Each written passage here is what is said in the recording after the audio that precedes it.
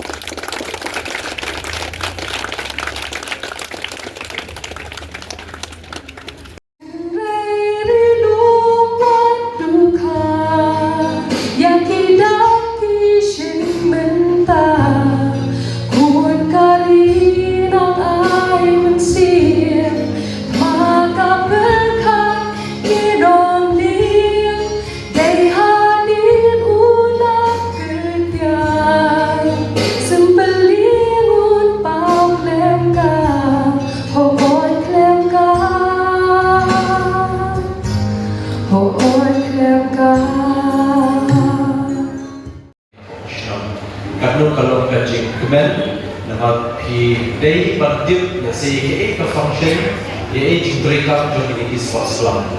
Dia masuk ke jing play, congratulations, ya ke Umpling Sports Club, kawan nation pelayu akan boy hadu ke final, juga Shillong Sports Association ketika event kebelalong 40 round.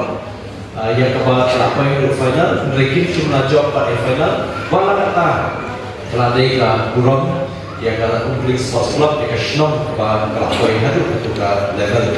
Berkenan sekarang pada ini semua kita terjebak isu kita di bagian kelak kau syarat second division apa SSK event.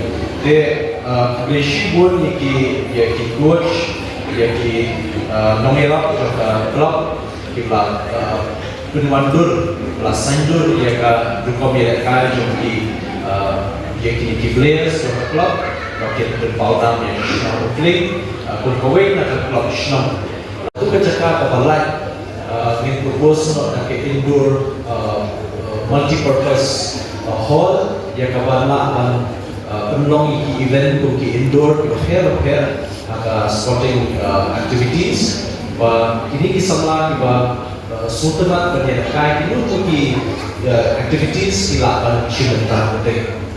Tekaniru kadang nila push bahan atau government, ban convince ya chief minister, ban government, ban lah ban assumption saya kata kenapa Umpling dan nak away nak Shnong nak bergerak time ini, ban dia Shnong nak biar ini sports infrastructure.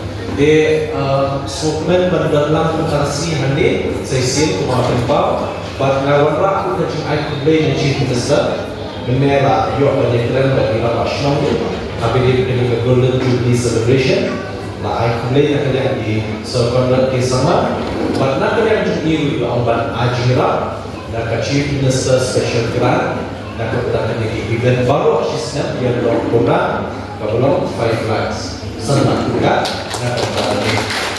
Nama, jumlah yang terlalu banyak program.